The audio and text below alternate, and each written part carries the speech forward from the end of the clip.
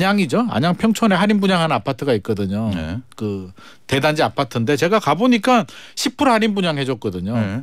반응이 없다라고 합니다. 부동산 둘러봤는데 10% 할인 분양해도 쳐다보지도 않는답니다. 가격 자체가 더 낮기를 바라고요. 아니면 중도금 대출이라든지 이런 혜택이라도 좀 그렇죠. 많아야 되는데 네. 전체적으로 너무 부담스럽고요. 집값이 오를 것 같지도 않기 때문에 10% 할인 분양도 지금 통하지 않는 상황입니다. 103.5 돈을 이해하는 시간 정철진의 목돈연구소.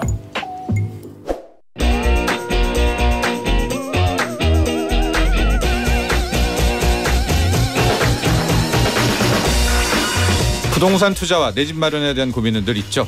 지금일까 아니면은 기다릴까? 한 주간의 부동산 이슈와 궁금증 나눠봅니다. 김인만의 이만저만 부동산 경제연구소 김인만 소장과 함께합니다.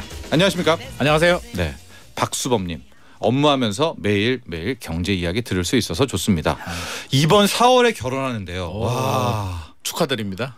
네, 정말 요즘 애국자입니다. 네, 청첩장이 안 오더라고요. 네, 아직 전세 계약을 못해서요. 매매 가격은 야금야금 내려가는 듯 하다가 멈춰선 것도 같은데 이것이 전세 가격에 영향이 있을까요? 한 달 정도 기다려보면 전세가가 내려갈지 예측 부탁드립니다. 그러니까 이제 4월 결혼이면은 신혼집 잡으려면 이제 4월 전세 계약. 근데 지금쯤 해야 될 것 같은데 전세가가 상관없이. 그렇죠. 이게 뭐 냉장고도 집어넣어야 되고 네, 하니까 네. 해야 되는데 올라가지는 않을 것 같고요. 지역이 어딘지 모르겠어요. 지역을 말씀 안 해주셔가지고 서울인지 네. 강남인지 뭐 인천인지 경기도인지는 모르겠는데 입주 물량의 영향을 좀 받거든요. 그래서 강남 지역 같은 경우는 오히려 하락 가능성이 좀 높고요. 입주 물량이 네. 너무 많고 경기도 인천 또 많은데 서울 나머지 지역들은 또 입주 물량이 아주 많지는 않기 때문에 좀 따져보셔야 될 것 같습니다. 매매 가격 같은 경우도 야금야금 내려가다가 멈췄는데 뭐 단기간에 반등하기는 어렵기 때문에 네. 전세 가격에 큰 영향은 안 줄 것 같습니다. 예. 근데 4월 결혼이시니까 수범님 지금 하셔야 될 것 같은데. 빨리 하셔야 됩니다. 예. 예. 너무 여유 부리시는 것 같고요. 예. 한 10월 정도면 제가 좀 기다려보라고 하겠는데 4월이면 그냥 너무 기다리지 마시고 얼른 하시기 바랍니다. 예. 왜냐하면 이제 이런 생각이 있죠. 지금 이제 떨어진 가격에 잡으면 네. 집주인이 들어살지 않는다면 네.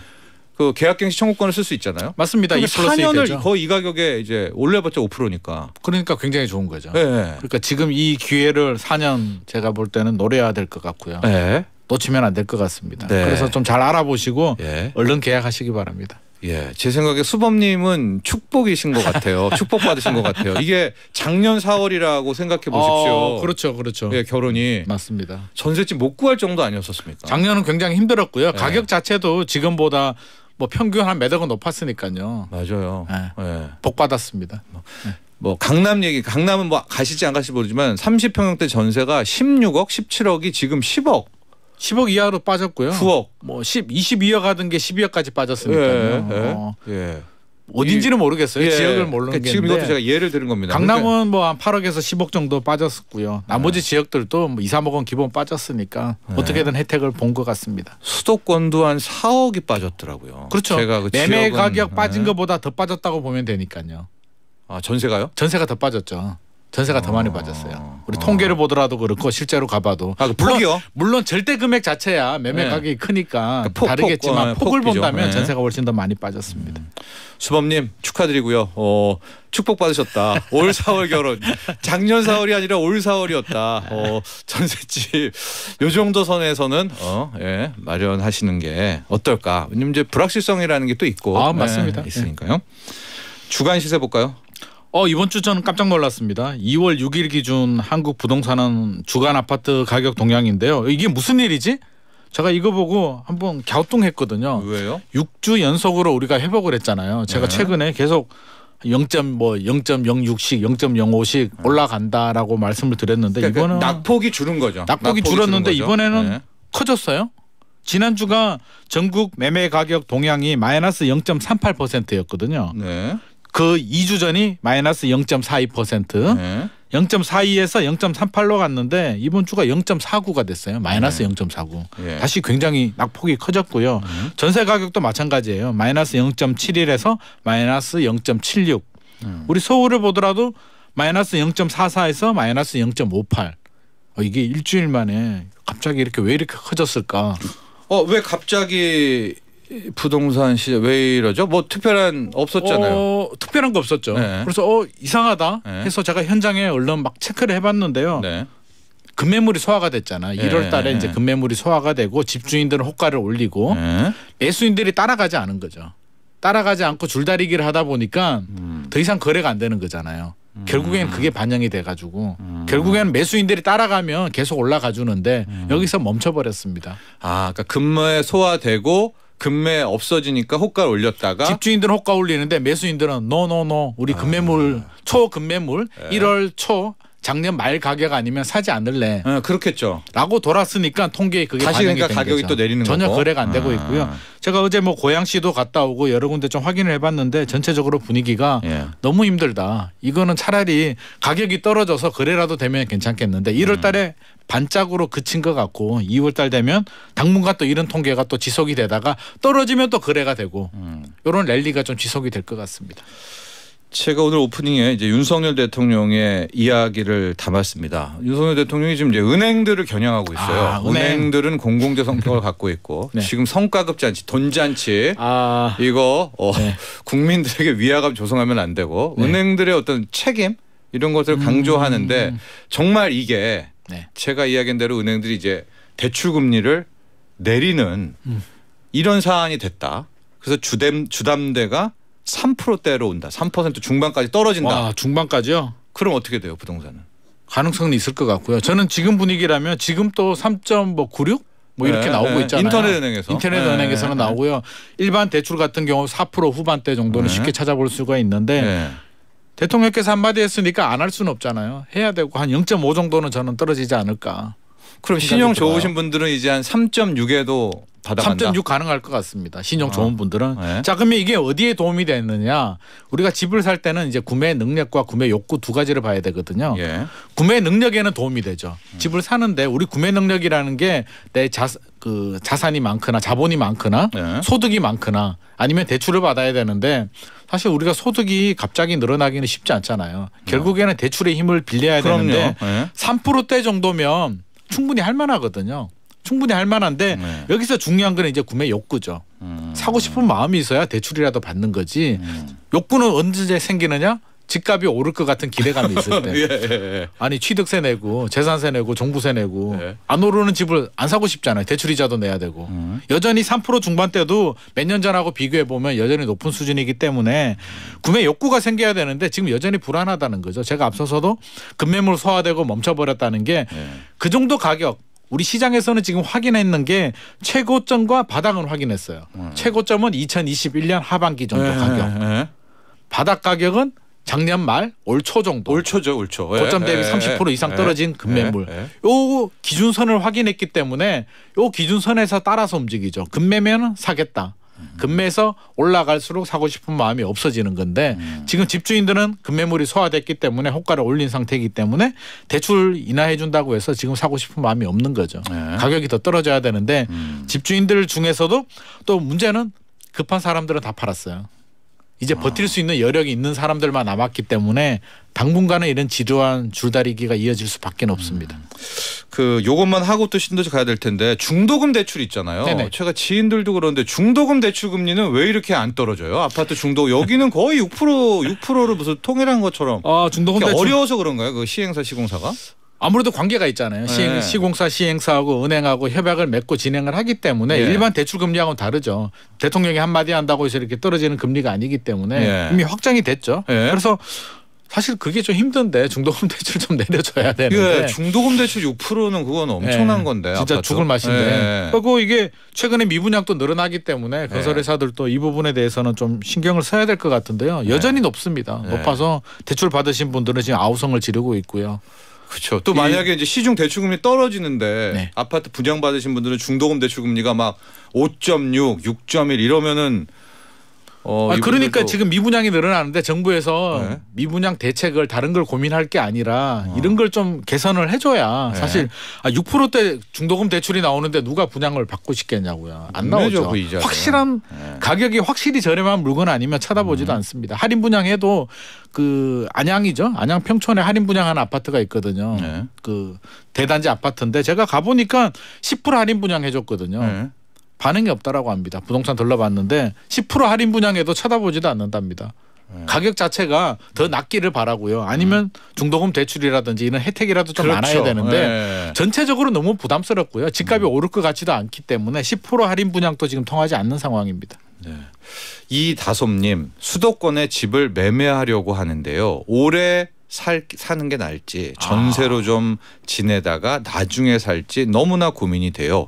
5억 원대 아파트 매매를 생각하고 계시는 것 같아요. 검단 신도시와 동탄 어디가 투자 가치가 더 있을까요?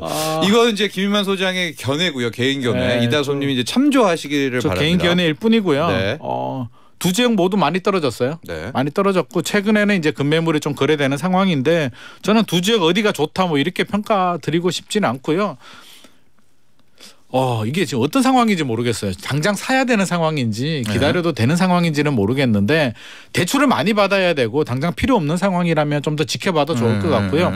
사야 되는 상황이라면 금단이든 동탄이든 고점 대비 30% 이상 떨어진 매물 위주로 좀 많이 최대한 많이 떨어진 매물 위주로 알아보는 게 좋을 것 같습니다. 근데 30%다 떨어진 것 같은데 검탄과 동탄. 지역마다 다르더라고요. 이게 시범 단지냐 시범 단지에서 좀 떨어졌느냐에 따라서 다르고 단지마다 편차가 다르기 때문에 이분이 어디를 알아보는지는 모르겠고 또 3기 신도시 사전 청약 같은 것도 나오기 때문에 가점 점수가 좋거나 이렇게 뭐 좀 조건이 좋으신 분이라면 저는 사전 청약 좀 노려봐도 좋지 않을까. 최근에 공공분양 나눔형인가요? 네. 분양가가 저렴하게 나와가지고 인기가 굉장히 높거든요. 네. 그래서 그런 것도 좀 알아보시면 좋을 것 같습니다. 요 1기 신도시 요 얘기는 저희가 다음 주에 좀 더 좀 뚱뚱하게 해서 한번 다뤄보도록 하겠고요. 윤석열 정부의 첫 그 공공분양주택 뉴홈 사전 청약 경쟁률 요 이야기를 해보도록 하겠습니다. 이게 뉴홈이 성공을 했다 이렇게 봐야 되나요? 이 정도면 성공이죠. 네. 지금 분위기에 지금 미분양도 늘어나고 있는 상황에서 우리 둔촌주공도 5대 1을 넘지 못했잖아요. 정당 계약에서. 상당히 높게 나왔어요. 높게 나와서 저도 깜짝 놀랐는데 고양 창릉하고요. 양정 역세권 남양주 진접 2지구가 나왔는데 평균 경쟁률이 11대 1이 나왔고요. 3기 신도시죠. 고양 창릉 같은 경우는 17.7대 1. 굉장히 높게 나왔죠. 이게 특별 공급입니다. 특별 공급이고 전형 59 같은 경우는 21.9대 1이 나왔고요. 전형 84는 20.7대 1인데 이번에 뭐가 생겼냐면 청년 특별 공급이라는 게 신설이 됐거든요. 네네네. 64대 1이 나왔습니다. 그게 이제 20평형이죠. 전형 54. 전형 59. 네, 59. 폭발적인 인기. 이게 요즘 분위기에 최근에 64대 1 본 적이 없는데 64대 1이 나왔습니다. 이 정도면 흥행 성공했다라고 볼 수 있겠죠. 그러니까 뭔가 특별한 것이 있었다. 청년 그렇죠. 네. 20평형대 후반에 어떤 매력입니까? 지금 요즘 같은 시대 64대 1은 말도 안 되죠. 말도 안 되네요. 분명히 가격 경쟁력이 있다는 얘기고요. 가격 경쟁력이 왜 생겼느냐.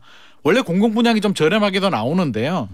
이게 뉴홈이 세 가지 유형이 있거든요. 한번 설명을 제가 예전에도 드렸는데 나눔형, 선택형, 일반형이 있는데 나눔형이 뭐냐면 이번에 고양 창릉이 나눔형으로 나왔는데 주변 시세 대비 70% 이하 저렴하게 분양을 해주고요. 단 시세 차익도 70%까지만 보장해주겠다. 그러니까 어떻게 보면 조삼모사일 수도 있지만 시세 차익은 나중에 문제고요. 지금 당장 가격이 저렴하니까 청년들이 몰려들 수밖에 없고 대출 한도도 5억 원까지 LTV 80%까지 되고요. DSR 적용되지 않고 금리도 1.9에서 3%. 금리가 적용이 되니까 청년들이 열광을 하는데 얼마나 저렴하냐면요. 전형 59가 3억 9천 정도 나왔어요. 4억 이하로 나와요? 네. 3억 9,778만 원 이렇게 나왔는데 평당 1,600만 원 정도. 이게 우리 작년 재작년에도 사전 청약했었잖아요. 일반형으로 했는데 그때도 저렴하다고 했는데 전형 59가 한 4억 8천 정도 나왔거든요. 그때보다 1억 정도 더 저렴하게 나오니까 요즘 건축비도 올라가는데 이 가격에 제가 볼 때는 불가능합니다. 이 가격은. 거기다 금리가 이 고금리에 한 2% 그럼요. 아니에요? 그렇죠. 그럼요. 예. 금리도 좋고 금리도 가격 좋고. 자체도 와, 이 정도면 전용 84가 5억 5천이거든요. 추정 분양가가. 예. 5억 5천인데 제가 어제 삼성지구에 그 예. 근처에 삼성지구 갔다 왔는데 창릉 그쪽 옆에. 예, 창릉 옆에 2015년도 지은 아파트인데요. 그러니까 전용 84가 가격이 떨어져서 금매 가격이 7억 4,800에 거래가 됐었거든요. 30평형이. 그렇죠. 30평이. 거의. 고향 창릉이 입주 연도도 그렇고요. 나중에 신도시니까 훨씬 더 좋은데 거의 가격이 금매물 5억대네. 가격보다도 30% 저렴하니까 네. 이 정도면 뭐 그냥 자격 요건 되시는 분들은 그냥 들어가야죠. 우리 청년들이 빠르네요. 발 빠르네요. 발 빨라요. 64대 그럼요, 64대 그럼요. 1이 됐네요. 어. 네. 64대 1이 됐습니다. 충분히 네. 100대 1 나왔어야 되는 거 아닌가 이 정도 가격이면. 네. 자, 일반 공급분들, 뭐 특별 공급 대상이 안 되는 분들이 훨씬 더 많겠죠. 네네. 그러고선 이제 이 정도의 가격 경쟁력이고 기대감이라면 이제 앞으로 어떤 전략 짜야 됩니까? 일반 공급 남았습니다. 네. 13일부터 17일까지니까요. 지금부터 일반 공급 이제 기간인데 특별 공급보다는 물량이 좀 작아요. 네. 특별 공급이 고양 창릉 같은 경우에 694가구고요. 네. 일반 공급은 297가구 얼마 되진 않지만 자격 요건이 되시는 분들은 적극 도전해야 되는데 이게 공공 분양이거든요. 그래서 네. 납입 금액이 중요합니다. 그래서 청약 통장 또는 청약 저축 납입 금액이 한 2천만 원 이상 한 20년 정도 납입하신 분들이라면 반드시 청약을 하시는 게 좋을 것 같고요. 네. 그게 안 되는 분들이라면 조금 전략적으로 보니까 전용 59하고 84가 경쟁률이 높게 나왔거든요. 네네네. 그렇다면 요거를 살짝 피해서 74 정도 청약을 해보는 게 좋을 것 같습니다. 알겠습니다. 자, 입주가 뭐 한 2029년 네네. 이 정도라고 조금 생각하시면 더 되겠고요. 늦어질 수도 있고요. 네네. 이충우님 현재 분양을 받아서 중도금 대출을 내고 있는데요. 금리가 너무 높아 고민입니다. 정말 포기하고 싶을 때가 있는데 대안이 없네요. 이런 점들 금융위원회 네. 함께 좀 고민해 주시기 바랍니다. 포기 안 되고요. 네. 중도금 대출 들어갔기 때문에 건설사가 승인 안 해주면 포기 안 되고요. 분양권을 전매 네. 파는 방법밖에는 없습니다. 자, 우리 충우님 힘내십시오. 네. 네. 자, 여기까지 하겠습니다. 감사합니다. 감사합니다. 부동산 경제연구소 김인만 소장과 함께했습니다. 본 방송은 투자 판단을 위한 조언일 뿐 투자 결정과 결과에 대한 책임은 투자자 개인에게 있음을 알려드립니다. 정철진의 목돈 연구소